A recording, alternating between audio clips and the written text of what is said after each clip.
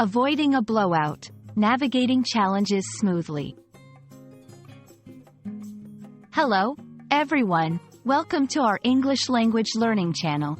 Today, we're going to explore a fascinating phrase that often confuses learners: avoiding a blowout. This phrase can be used in various contexts, ranging from social situations to professional environments. Stick with us as we break it down, ensuring you can use it confidently in your conversations.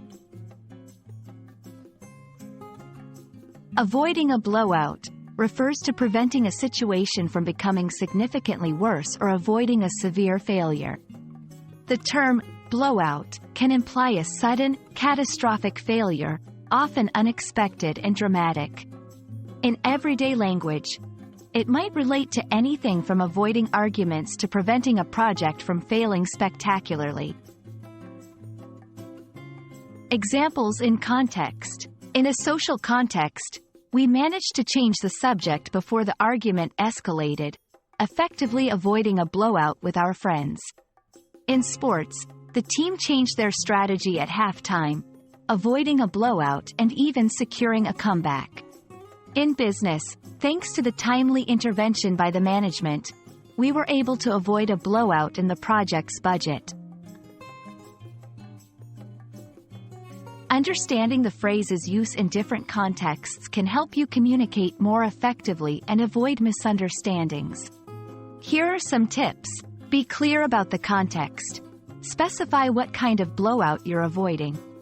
Is it an argument, a financial loss, or something else? Use it to express proactive measures. Highlight the actions taken to prevent the negative outcome. It's about prevention and mitigation. Combine it with other phrases for clarity.